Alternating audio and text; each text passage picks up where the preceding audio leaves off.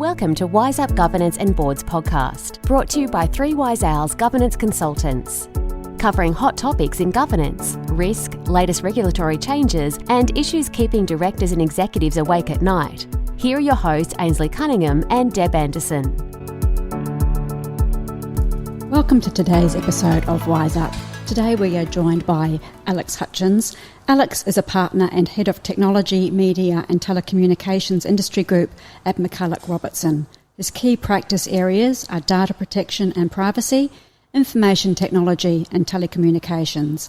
In that role, he advises clients extensively on cybersecurity and data protection matters, particularly in connection with the rollout of new technologies, the mobilisation of workforces, and reporting and responding to data breaches. Welcome, Alex. Good morning. Thanks for having me. Hi, Alex. Hi. So tell us a little bit about Alex Hutchens and how you've wound up here. It's not a very exciting story, I'm sorry to tell you. When I was at law school, I took a real interest in the internet, which was very new and developing at the time, which tells you a little bit about how old I am. And at the time, it was really the thing that interested people was the power of being able to share files and be connected, globally, and you could repeat the same thing many, many times without losing any quality. And so copyright and sort of protection of rights was a really big deal. And as we've grown through that time and seen the internet expand into not just connected systems but now wireless systems, and we move into 5G, everything is connected, everything can be shared and distributed, and not only has that brought benefits, but it's obviously brought risks with it as well. And so from that very early point, I've kind of had a real interest in this intersection of law and technology and how it's changing our lives quite rapidly. And so I've just really followed that path ever since I started practicing as a lawyer. I've always been connected with that industry and working in this space a little bit, and it's just kind of grown from there. So it's a really boring backstory. I'd make a terrible film character. No, and in an industry, I guess, too, that's still relatively young compared to traditional financial or accounting or legal backgrounds. Cybersecurity is something that's actually relatively immature in that sense. Look, absolutely right. Some of the legislation that's trying to deal with these issues is 30 or 50 or more years old, and not only was this kind of thing not even conceived of, it certainly wasn't addressed in the legislation, or the legislation wasn't crafted in a way that's very flexibly able to be applied to this. So that's that real challenge. It's this is so new, and things are moving so fast that the law is, as ever, playing catch up. And it's there's some tensions there. It's really obvious that things just aren't quite, from a regulatory setting perspective, ready to deal with the issues that we're facing day to day. Yeah, square peg, round hole scenario by the sounds of it. Precisely. So yeah. Tell us a bit, some of the things that might be keeping directors and executives awake at night in the cybersecurity space. Look, I think the ever-present threat of some sort of cybersecurity incident is what's keeping directors awake at the moment, and indeed everyone throughout management teams and professional services teams alike. It is just, I think, the reality that in the modern world, with all of our systems and all of our workforces so connected, that there are so many potential threat vectors, if I can use a really sort of ugly industry term, but there are so many potential points of attack and so many weaknesses that I think everyone in management really is just waiting for the call to say that there has been some sort of cybersecurity incident, whether it be privacy related, to do with personal information, or whether it be to do with corporate information. The secret formula, the secret source has somehow been compromised. That sort of cybersecurity incident, or a ransomware attack where systems are compromised and functionality has been shut down as a result of that, and threats are being made that systems won't be put online again unless a ransom is paid. That sort of thing is almost inevitable now. I think the cliche that it's a matter of if, not when, and everyone in management, I think, is thinking about that. And if they're not, they certainly should be. And how are organisations dealing with, say, ransomware attacks? Look, there are, specifically with ransomware attacks, there are a couple of schools of thought around this. One is pay the ransom and cross your fingers and hope for the best, and hope that whoever it is who's locked up your system will be good to their word, their digital word, and unlock your system again. So that's typically how it works. That's the sort of nightmare scenario. You boot up your computer, and instead of the login screen, a message splashes across to say, "Oh, your system's been locked, and you need to pay this many Bitcoin to unlock it. And if you do, it will be unlocked." And so there's a school of thought that you can do that, and things will work. It's a kind of business model, a recognised business model. If the ransomware attackers didn't then unlock the system, that threat's no longer going to result in money being paid, because people will soon learn that if you pay, you still lose your system. So there's no point in paying. There's another philosophy, of course, which is you don't pay, and you try and solve the problem and unlock the systems yourself.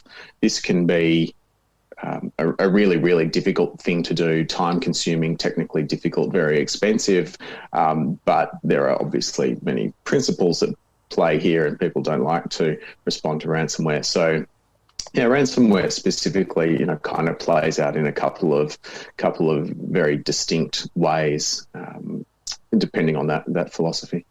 And is spear phishing attack still quite prevalent? Absolutely.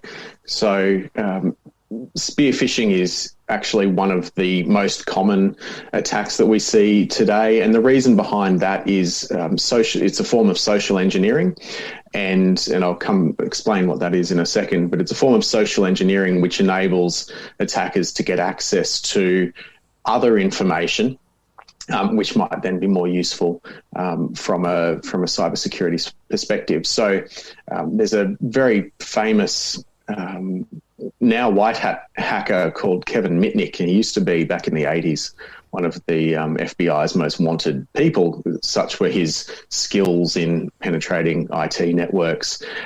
But he is now on the speaking circuit and shares stories and writes books about the types of things that he does when he consults to companies to harden their systems. But one of the things he talks about is that individuals are still the weakest link. It's the human factor that really is the best way into a system. So you can have all sorts of IT protections, but if people still set their password as welcome one or as password, or if they put up on social media, their pets' names and their birthdays and their first share house address and all of those usual questions that you get to prompt when you forget your password, if that sort of information can be gleaned, then you can use that to obtain access to other systems where you don't have the proper credentials. And so spear phishing is really about not just blanket attacks, but quite targeted attacks, understanding that a particular person, it might be an IT manager, it might be a CEO, someone who's got very highly credentialed permissions within an IT system, if you can compromise them personally, get their information, and perhaps you can then log in as them and exercise those credentials, or pretend to be them and force other people to divulge information. So a classic threat is that we're seeing now is if a CEO's email is compromised, that email account is then used to send a very demanding email to the finance team saying, we're late on this account, you need to pay this immediately, here are the details. And of course the CEO has no idea that email is being sent, and the finance people will of course do immediately as they're told by the CEO. And that account will be an account linked to the attackers, and off they go with the money. So that's one of those things where if you can compromise an individual through very targeted attacks, then you have a very good chance of compromising broader systems, which is then the real outcome that is being sought there.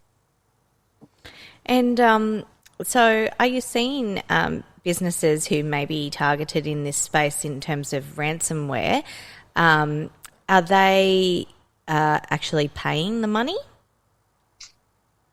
Yes, look, I have seen it. I've seen it done, or I know that people have done that. And to be perfectly honest, that is why the attack works and the model works.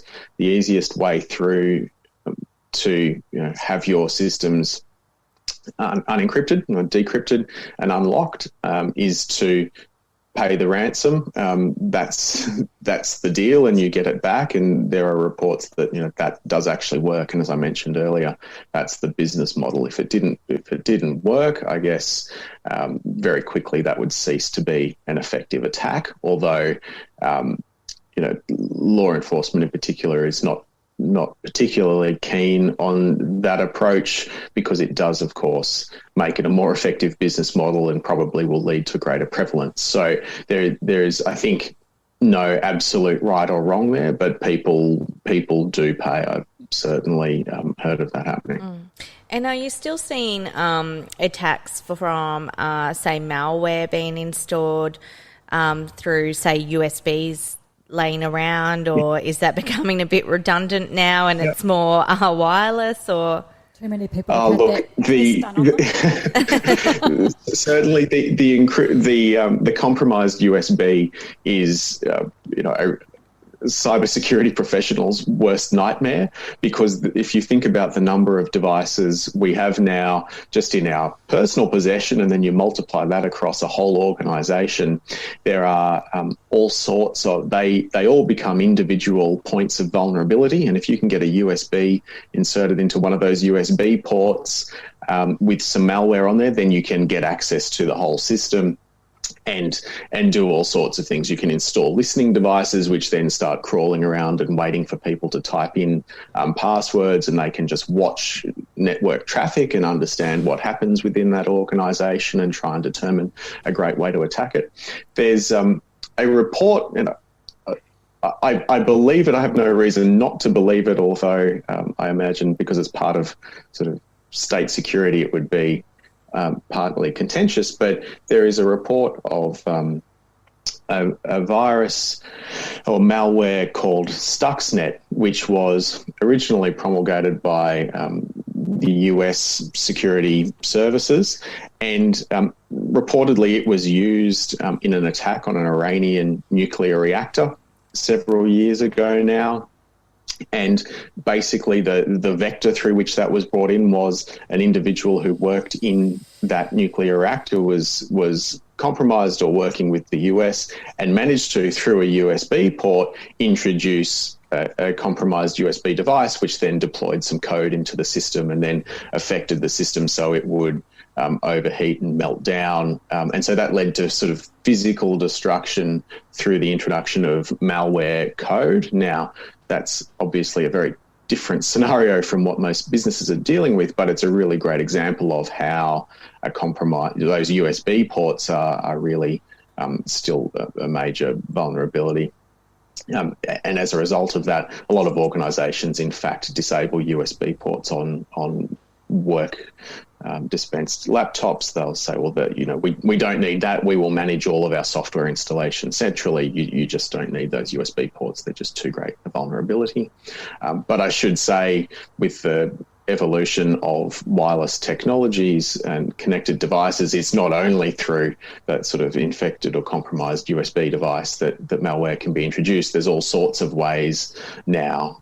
Open Wi-Fi networks are another great example of a way into devices.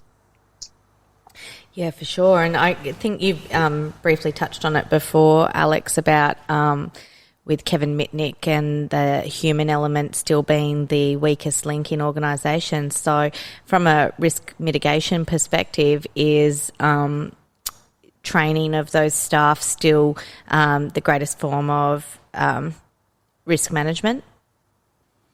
Look, I think so. Awareness is such a powerful tool here because people operate through habit, particularly in current circumstances where not only are they trying to do their job, but they're doing it in compromised circumstances from home, and they're also trying to homeschool their kids and have everything else going on as well. Quite often people are distracted when they're doing things and interfacing with their devices. And so if they have good habits, they'll just default to doing things the right way. And so if they see an email with, for instance, a hyperlink in it, they'll think, oh, well, that's suspicious. I've been trained on not clicking on links in emails, and everyone has heard that. But quite often, if you are distracted and you've got a few things going on, if that's not fully ingrained and habitual, that's the sort of time when people are most vulnerable to making a mistake or stepping outside of that best practice. And so I think not only training staff, but updating that training and doing it regularly so that it reinforces the message, and also updates it to reflect any new threats that are being seen, because this is such an evolving space. Every 12 months there is a slightly different thing or a new trend that we're seeing, and it's a great opportunity to, as I say, reinforce the message, but also update awareness to be aligned with current practices. Yeah, absolutely. So are there any new forms of cyber attack that are sort of emanating? Look, there are. And I think the best example of that is, we've seen the Prime Minister and other senior government ministers come out in the last couple of months talking about the threat of, state-sponsored actors, and that the number of attacks and the sort of vectors through which those attacks are being made are increasing and changing. So I think the spear phishing, I think the thing to note is that the social engineering component is getting so advanced that the spear phishing attacks are becoming really, really believable and much more sophisticated.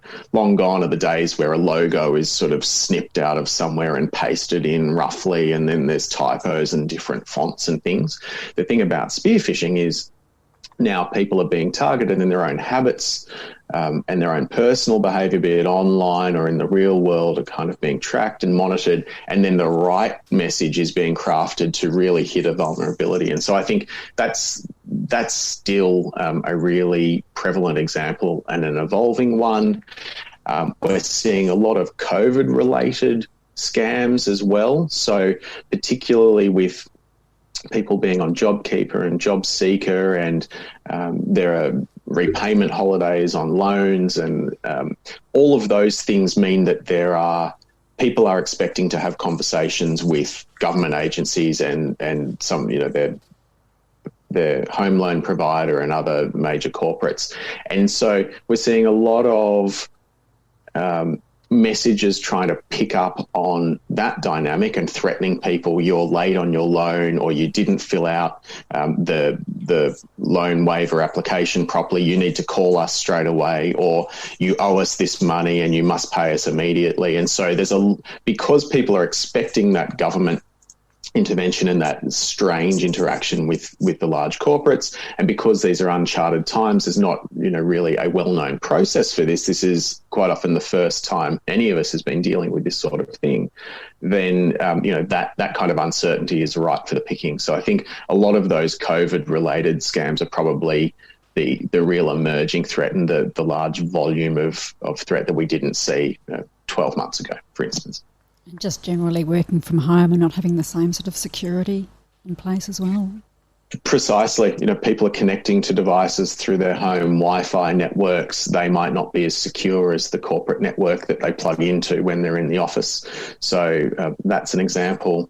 People are more lax about even just physical security. So if they might be, reviewing a report at home, or looking at the quarterly numbers or something, and they print them out to scribble notes, and then they just throw them out into the general domestic rubbish. Those sorts of things would normally go into secure destruction or into a shredder or something like that. So it's not even a cyber threat as such, it's a real world threat. But as you say, working from home is just a different environment where people don't have the same resources available to them, so cut corners, and also aren't necessarily thinking in quite the same way. They're thinking about making dinner and they're typing an email to the boss urgently at the same time. They're not really in work mode. And, that's a real problem from a cybersecurity perspective. It's the reality, and it's no criticism of everyone. We all have to work that way, but it's, really worth being aware that that's a totally different dynamic, and one where there are new threats. Yeah, and I think too, for organisations that don't have a lot of resources in the first place, like for large IT teams, large legal teams, that sort of stuff, to actually manage some of these challenges, it's even more difficult for those organisations to, one, know where to find the information in the first place, and two, then how do we manage it and deal with it and kind of get a little bit of a risk framework in place. So what are the sorts of things that sort of the SMEs can be doing in this space? Yeah, and look, I agree with you 100%. It's the smaller organisations who really now just have yet another thing they need to be expert in, that just really, it truly is relentless. So I think one of the things that permeates all of the sort of best practice guides around cybersecurity is to understand what your environment is and where the perimeter is, so that you can then put the appropriate perimeter protections in place. So that's really about understanding, well, what is the infrastructure we have in the office? What are the devices people have in their hands? What are the systems we use? And what then are the obvious vulnerabilities? So if you've got a mobile workforce whom you've given mobile devices to, they should all have password protection on them, so that if they're lost on the train, at least there is a barrier there, because a lot of important information is stolen on them. If you've got a corporate network installed in your premises, obviously you should have a firewall set up for that.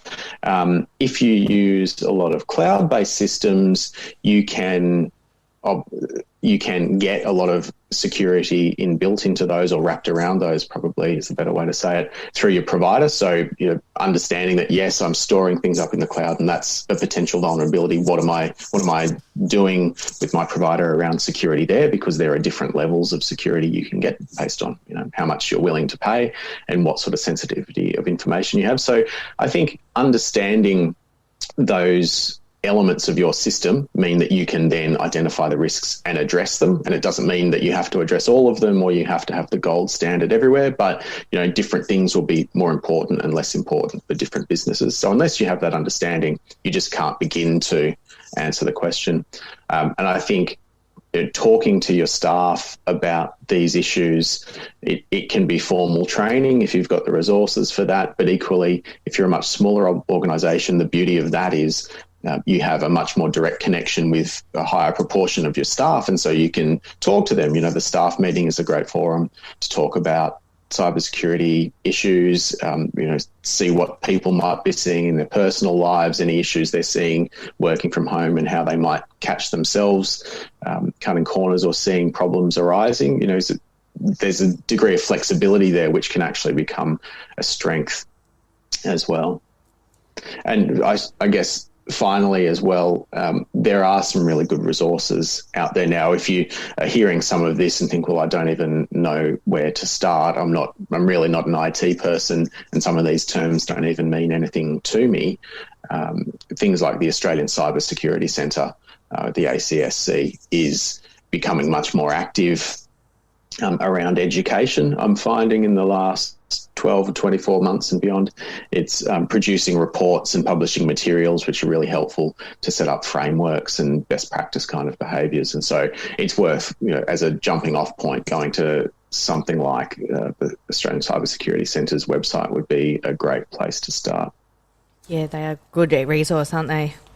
They really are. They really are. As I say, they've been around for a long time, but do seem to be shifting, I think, to really be much more visible and supportive of people in the marketplace who need to learn some of this stuff, which is really foreign to some people. So, yeah, they're a great place to start.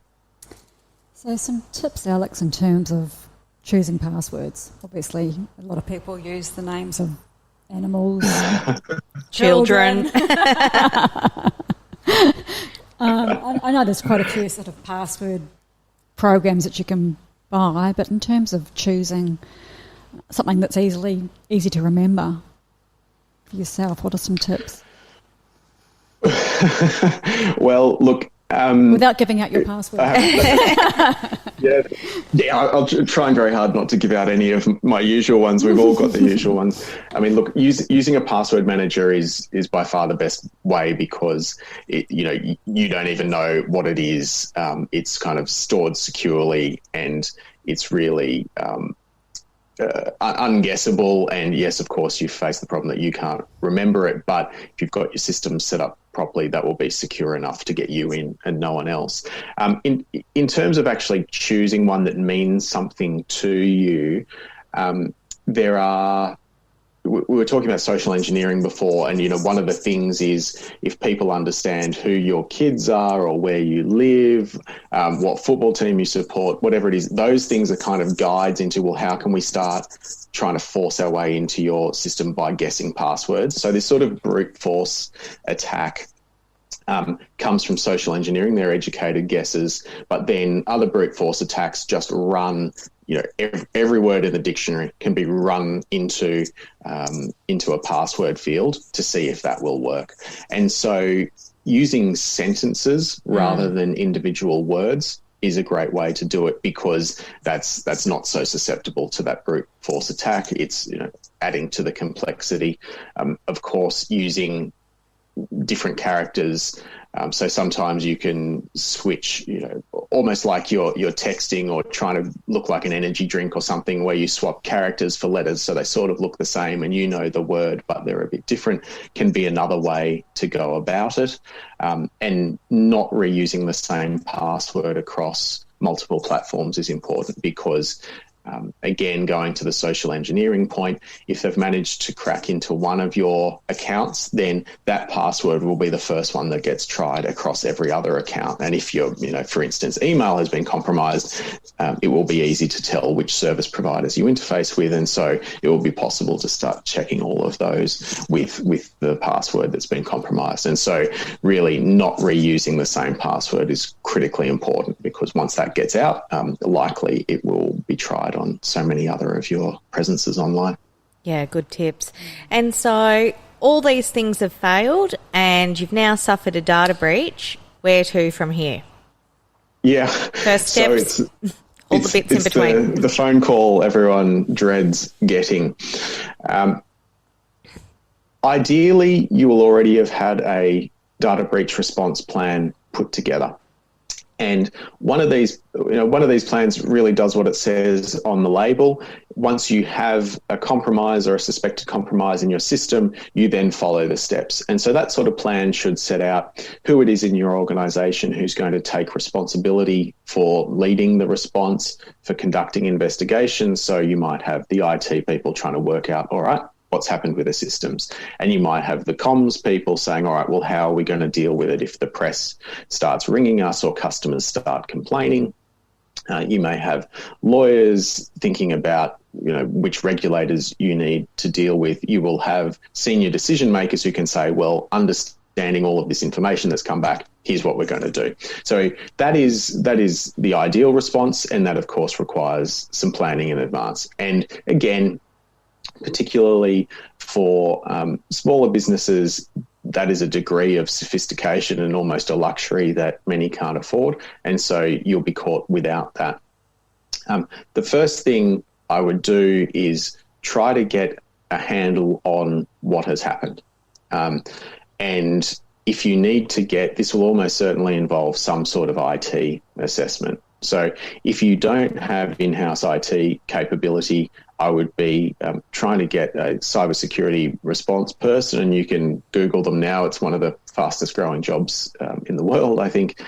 You can Google them and find them, and they will come in and do some forensic work to work out what systems were compromised, when has data been exfiltrated or not, if so, what was it, what other unusual activity has happened on your network, have passwords been used to try and log into other accounts, or have administrator privileges been found, and is there now some strange activity on the network as a result of that? So trying to get a handle on it is the really most important thing, because again, you can't respond unless you know what it is you're responding to. Coming back to the Cybersecurity Centre, they are very involved with industry, and have for a long time encouraged people to report to them if they suffer a cyber attack, partly so that they have a very clear picture of what's happening out there, but also because they do have resources who can assist and help point you in the right direction. So, we commonly get questions, well, do we have to call the police, or do we have to call this regulator? Do we have to call our insurance company? And that's something that they can help you through on the sort of regulatory and enforcement side. I mentioned insurance. You should hopefully also have cyber security insurance, which may be able to help respond to the problem and rebuild databases or defray some of the costs of dealing with it. And if you do have that, you should quite quickly call your insurer, because they'll be able to help and will themselves have some processes in place for dealing with things. We'll ask questions that will guide your response to it.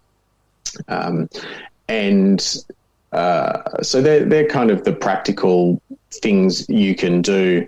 Of course, we quite often get called in. We're an external law firm, and there are regulatory responses that need to be considered if you have a data breach or a cyber incident that affects certain types of information. And so, and those regimes involve notification between 72 hours and sort of more like 30 days. So you need to act quickly, and so you need to find out quite quickly if those things apply to you. So calling in some sort of regulatory expert will be of assistance as well. Absolutely. So how do you find the dealings with, like you've mentioned, regulatory providers, presumably the Privacy Commissioner and things like that? How do you find the dealings in that space and, managing the complexities of, well, obviously there'd be varying levels of degree of cyber attack and, what the sensitivity of that data looks like and the volume of it? Yeah, look, absolutely. There's every cyber attack is a bit different, and that's because every organisation is different. And look, the process from a privacy perspective, you mentioned the Australian Information Commissioner, the OAIC. They have a website set up for people to notify data breaches when they occur. And under the privacy regime, mandatory data breach notification came in early 2018, in February 2018. That basically requires you to assess whether there has been an eligible data breach, and there's a sort of two-limb test. Basically, have you lost information, has been unauthorised loss of, or unauthorised access to or disclosure of a loss of information, or have you lost information in circumstances where that unauthorised access or disclosure could then be likely. If that has happened, so the physical thing has happened, then is there a likelihood of serious harm?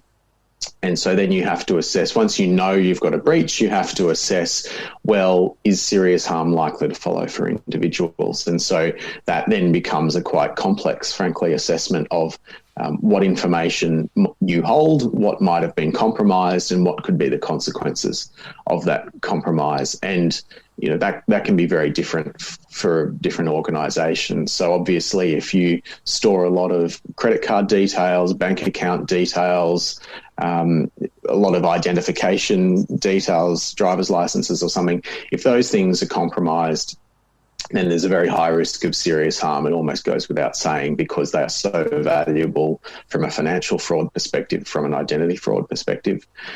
Sometimes there are some more difficult judgments to make when it's perhaps just contact details like, name, email address. But sometimes these, which perhaps don't appear to be quite so serious on their face, can be really serious. So the telcos and social services organisations are really alive to the issue of people who might have an AVO in place or might be in protection from an abusive relationship. And so if their information, their location relates very directly to physical safety. And if that information were disclosed in the wrong way or the wrong forum, then that could immediately result to a very real threat to someone's physical safety. And so it's not a simple matter of saying, well, that's just a mailing address, that could never result in harm. These, depending on the circumstances, it could very easily lead to very serious harm. And so that kind of assessment is difficult to make, but is exactly the sort of thing that you need to make in order to be able to notify that. But apart from those internal decisions and machinations, in terms of actually how do you notify and are they easy to deal with, the OAIC has a very good website set up. It's a web portal where you can notify them, and it takes you through every single one of the elements that you need to complete in order to make a proper notification. And so, the process itself is very smooth when you actually get to it. And I have to say, from my own personal experience, the dealings are very professional. There is a very clear understanding that,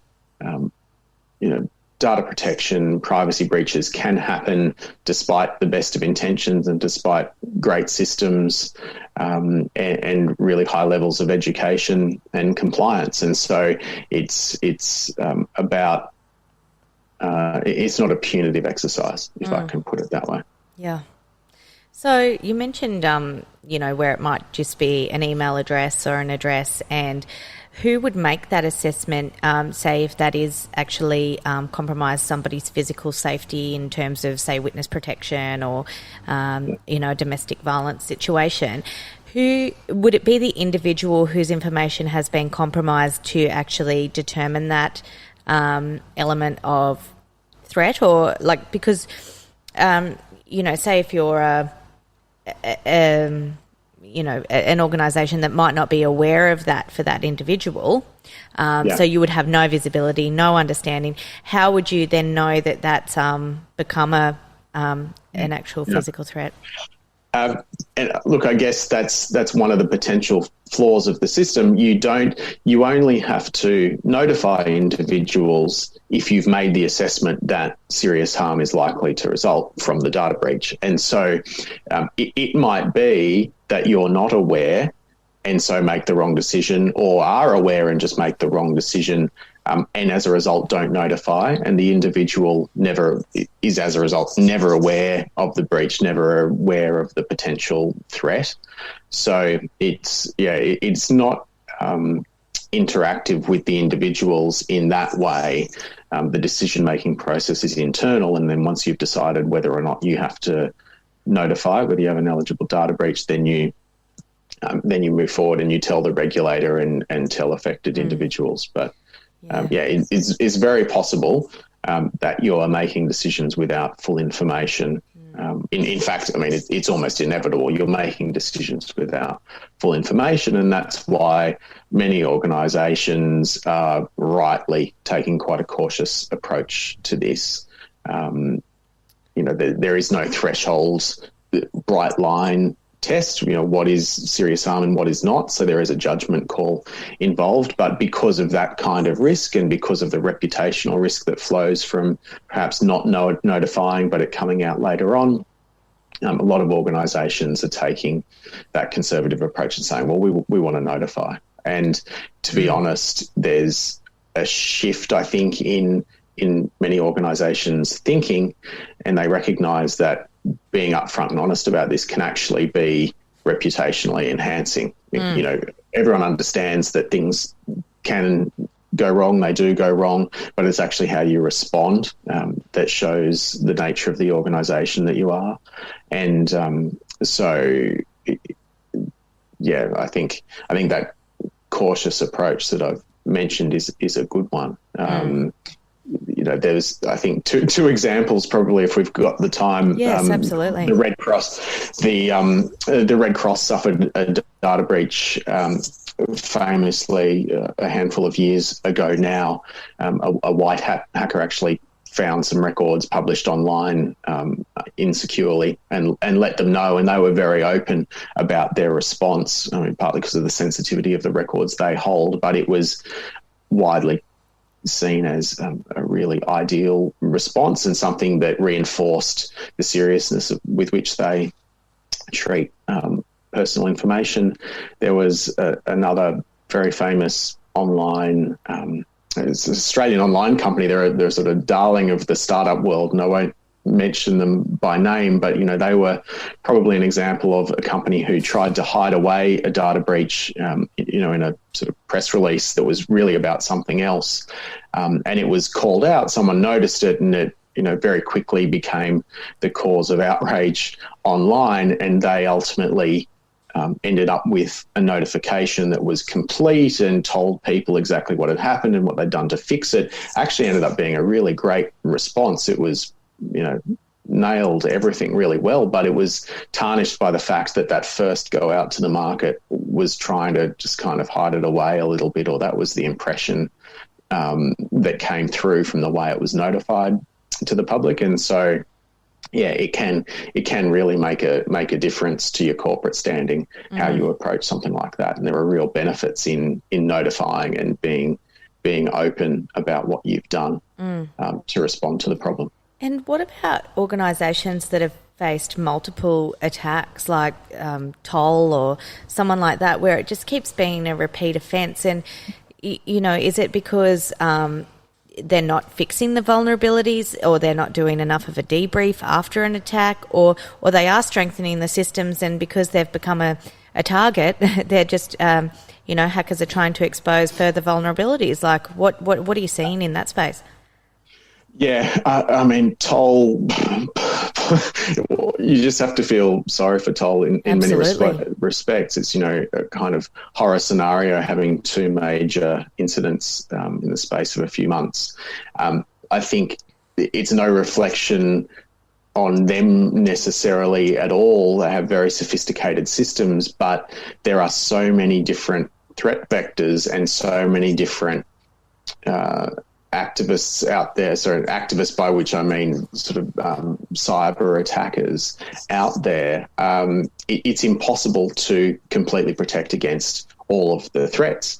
And so even if you do have very robust systems, very good training in place, and you update regularly and you patch all of the software and you do all of the right things, with an organisation like that has such a huge spread around the country, even regionally around the world, and such complex systems, it's impossible to choke off everything. And so there will just be vulnerabilities somewhere. It's inevitable, which is why we always talk about a matter of if, not when. And certainly, the regulators, going back to the OAIC, it's possible that you can suffer a data breach without having done anything wrong. From a privacy perspective, your obligation is to take reasonable steps to implement security measures to protect against unauthorised access and use and disclosure of information. And you can do that, but it still doesn't mean that you are impenetrable from a cybersecurity perspective. And so it is possible that you have a data breach and you have to report it, but ultimately you haven't done anything wrong because you've done as much as you can, but it's not possible to be 100% secure 100% of the time, particularly because it evolves so quickly. So look, to your point, there will be incidences, I think, increasingly of large organisations that have more than one breach or notify more than one breach, and that is just because of their complexity, and also I think because of the sheer number of attackers out there trying to interfere with systems. And it might be because they are a specific target, or just because generally people are trying to attack large corporates. You can buy on the dark web. Everyone talks about the dark web, and it's, there are, you can get anything on there. But one of the very common commodities you can buy is sort of cyber attacks as a service. You can buy denial of service attacks, and you can buy all of the hacking tools. You can buy them to use yourself, or you can pay people to deploy them on your behalf. And one of the big four consulting firms does an annual report, and it sort of talks about the marketplace, and there are service levels, and people have feedback, and it's all it's a very service oriented market. It's a very competitive market, and it just goes to show you how cyber threats have been commoditized. used by organised crime and used by people who just want to, mischief makers, as it were. So I think that's the problem. It's now just an ever-present threat. And they probably want the notoriety too. The bigger the name, the bigger reputation they build for themselves, really, probably. That's absolutely right. In chat rooms and forums, there is a lot of reputation building going on around which code you've written and what you were responsible for. So are you finding that training of employees is being effective for those companies that are doing training? Or is it reactionary rather than proactive? So, look, yes and no to both of those questions. There is training can be really effective. And I think that particularly around how to respond to your own personal domain, so that's email, emails with hyperlinks in them and SMSs that appear to be asking for information and login or contact details. That's very effective, and you can buy tools now that you kind of roll them out in your organisation, and they do mock attacks and they see how many staff respond to them, and they have click-through rates, and then they provide a report and you can kind of see what the level of compliance is. Again, there's the human element. So I've heard of training sessions in very large corporates, very comprehensive, but then if you put a USB out that's got some, if it says redundancies 2020 on it or something like that, the human factor means that someone will definitely pick up that USB and definitely be interested in what's on there. And so, that sort of training people that no matter what the USB looks like, you shouldn't be putting it into your computer, for instance, as one example. You've still got to overcome that human element. So the training needs to be really effective to overcome that curiosity.